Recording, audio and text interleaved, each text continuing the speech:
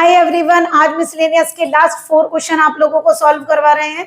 तो चलिए स्टार्ट करते हैं आज का लेक्चर मिसलेनियस की क्वेश्चन नंबर 19 से। तो चलिए ये है आप लोगों का क्वेश्चन नंबर 19। पहले पढ़िए क्या कहा गया। हमसे कहा ये फैक्ट आपको यूज करना और इस फैक्ट को यूज करके डिफरेंशिएशन से आप लोगों का कोसाइन का सम फॉर्मूला निकालना है।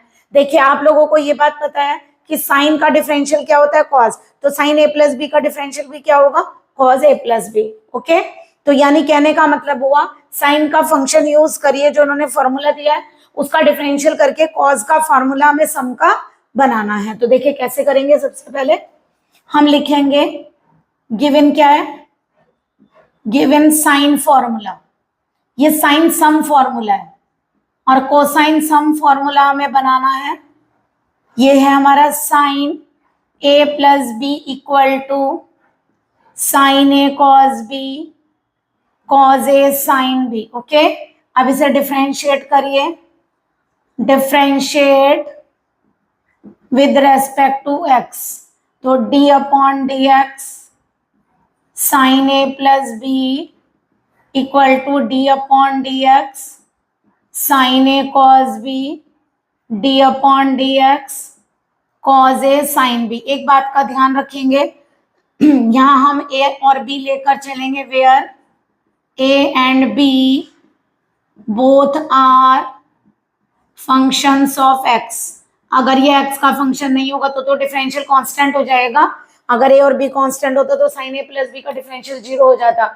बट फिर हमें कॉस बनाना है तो हम क्या लेकर चलेंगे, ए और बी। यहाँ लिखा होना चाहिए वैसे कि ए और बी फंक्शंस ऑफ एक्स हैं। आप करवाइए जरा। आपको पता है साइन का डिफरेंशियल क्या होता है, कॉस। तो साइन एक्स का हो गया कॉस एक्स। अब देखिए आपने इसे एक्स की तरह ट्रीट किया तो d upon d x A plus B का भी होगा। Okay, d upon d x A plus B का भी होगा। अब देखिए जरा इसको करिए, यहाँ प्रोडक्ट रूल लगेगा।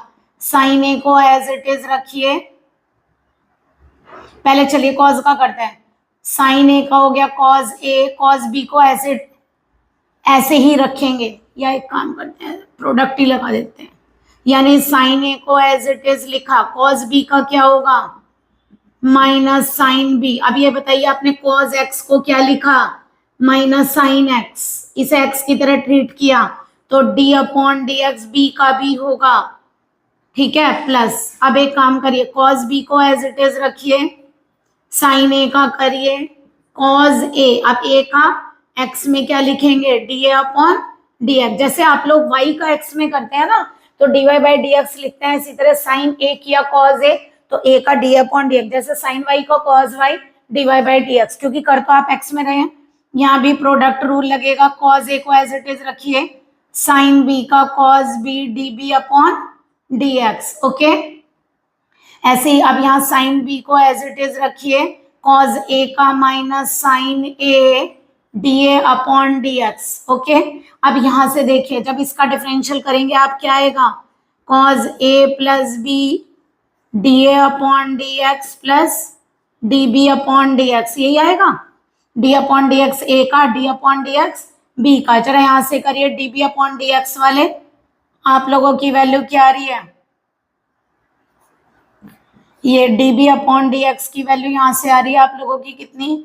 पहले एक काम करें, ये प्लस में ये वाला लिख ले, क्या आएगा, cos A cos B minus sine a sine B. Okay, पहले ये लिख दिया, बाद में क्योंकि माइनस साइन शुरू में आ जाता। अब D A upon d x को कॉमन निकालिए इन दोनों में से, ये क्या बन रहा है, cos A cos B. Product में तो किसी को भी पहले लिख सकते हैं ना, minus sine a sine B, cos A cos B minus sine a sine B. अब जरा देखिए पूरे में से कॉमन आ रहा है, दोनों फैक्टर सेम आ गया, ये वाला एक फैक्टर, तो वो पूरा फैक्टर आप लोगों का कॉमन आ जाएगा। देखिए यहाँ से ये आ गया cos A cos B minus sine a sine B. Okay, अगर हम पूरे फैक्टर को इसको कॉमन ले लें बचेगा, तो पहले लिख देते हैं डी ए upon d x plus d B upon d x. Okay, पहले d B upon d x लिखा है, बाद में डी ए अपॉन डी एक्स। आप लोग पहले ए वाला निकाल सकते हैं, ऐसा करिए, पहले यहाँ ए वाले कंपेयर कर लीजिए, बाद में बी वाले। अब सही है, अब आपको ये नहीं कहना पड़ेगा कि हमने रिवर्स किया। अब बताइए जरा, देखिए ये और ये सेम है तो इसका मतलब क्या पता चला आप लोगों को कि cos a plus b cancel out, ये आ जाएगा cos a cos b minus sine a sine b, क्योंकि वो फैक्टर सेम है तो वो कैंसिल।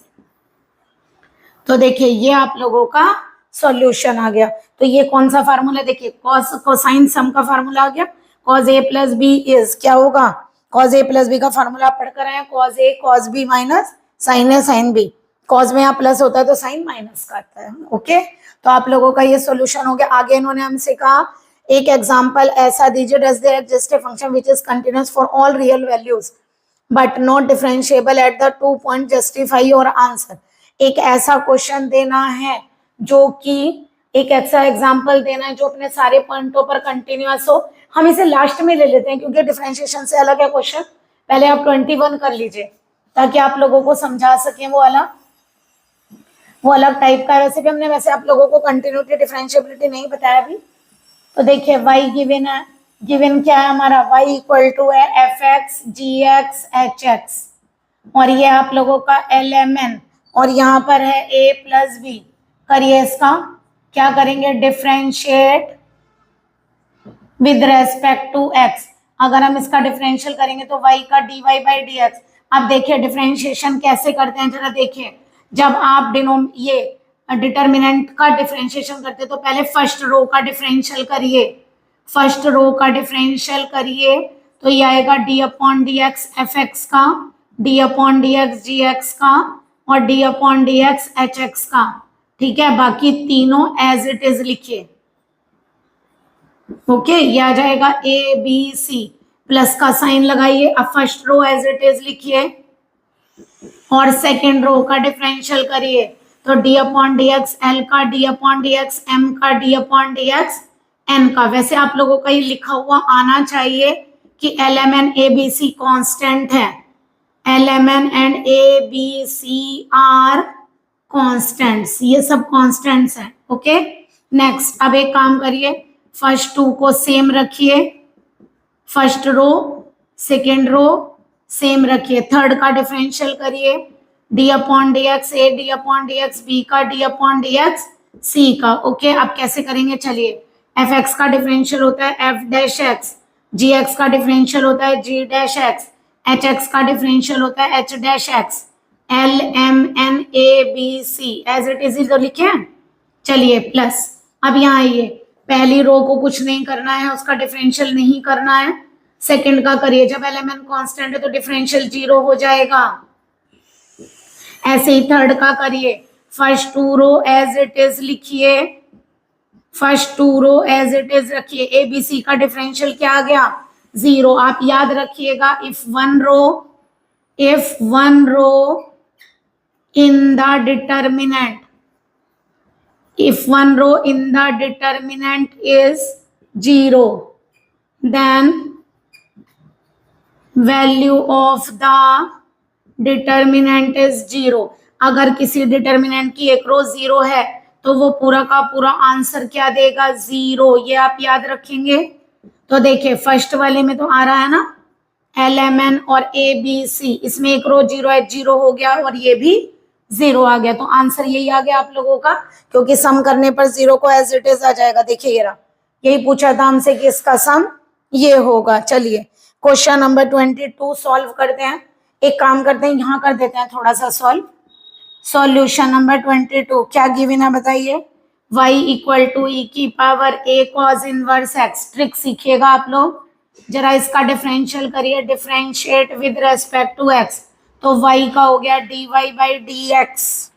ओके, करवाइए। e की पावर x का डिफरेंशियल, e की पावर x होता है, इसे आपने x की तरह ट्रीट किया तो यहाँ पर a को एज इट इज रखेंगे, कांस्टेंट है। cos इनवर्स x का डिफरेंशियल होगा माइनस का 1 upon square root of 1 minus x square. हमेशा याद रखिए अगर ये प्रोडक्ट में है सब कुछ और ये डिवाइड में आ रहा है तो आप इससे मल्टीप्लाई कर दीजिए ताकि ये कैंसिल हो जाए।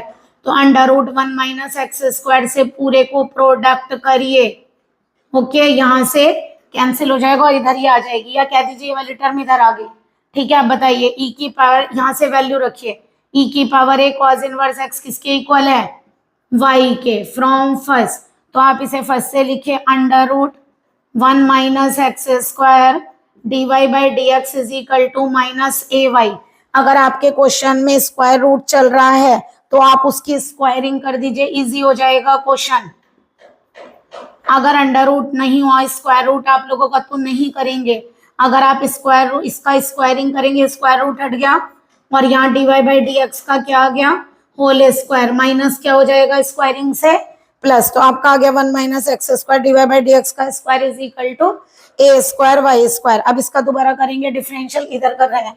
देखिए क्या लिखेंगे, differentiate with respect to x. तो क्या आ जाएगा, देखिए 1 माइनस एक्स स्क्वायर को एज इट इज रखिए, जरा इसका डिफरेंशियल करिए dy बाई डी एक्स के होल स्क्वायर का, या इधर ही कर दो उसके सामने, ठीक है, यही कर देते हैं। क्या लिखेंगे, differentiate with respect to x. तो देखिए क्या होगा, 1 माइनस एक्स स्क्वायर को एज इट इज रखिए, इसका कैसे होगा, देखिए पहले पावर का होगा 2 dy बाई डी एक्स, और dy बाई डी एक्स का क्या होता है d2y by d x two. First derivative का दोबारा करते हैं तो सेकंड डेरिवेटिव आ जाता है, पहले power 2 dy by d x, dy by d x का d2y by d x two. A square constant है उसका नहीं होगा। अच्छा अभी प्लस करेंगे ना, अभी हमने किसका किया, इसको एज इट इज रखा, इसका किया, अब इसको एज इट इज रखिए, इसका करिए। तो क्या आएगा, dy बाई डी एक्स का whole square, 1 minus x square का करना है, 1 का 0 और एक्स स्क्वायर का आ गया 2x, माइनस है तो माइनस लिख दिया। इधर किसका करेंगे, ए स्क्वायर कांस्टेंट है एज इट इज रहने दीजिए, वाई स्क्वायर का क्या होगा 2y, पहले पावर का, फिर y का क्या होगा y1, फिर दोबारा समझिए, और y1 की जगह आप dy बाई डी एक्स लिखिए, dy by d x first derivative, फिर दोबारा देखिए 1 माइनस एक्स स्क्वायर को एज इट इज रखिए, इसका क्या होगा 2 dy बाई डी एक्स, और dy बाई डी एक्स का d2y by d x to. अब इसको एज इट इज रखिए, इसका करिए, प्रोडक्ट रूल लगाएंगे ना, 1 का 0 एक्स स्क्वायर का 2x, ए स्क्वायर को एज इट इज रखिए, वाई स्क्वायर का क्या होगा 2y dy बाई डी। अब जरा देखिए पूरे में से 2 dy by d x common आ रहा है, तो ये बचेगा 1 minus x square d2y by d x two minus x, उसको भी धरी ला रहे हैं टर्म को, A square y equal to 0, क्योंकि देखिए 2 dy by d x common आ गया। अब बताइए 2 तो अगर product of 3 terms is 0 then at least one of them is 0, 2 0 नहीं हो सकता, dy बाई डी एक्स भी 0 नहीं हो सकता, क्योंकि देखिए आप लोगों ने dy बाई डी एक्स ये निकाला है, अगर 0 होता तो हम आगे करते ही क्यों।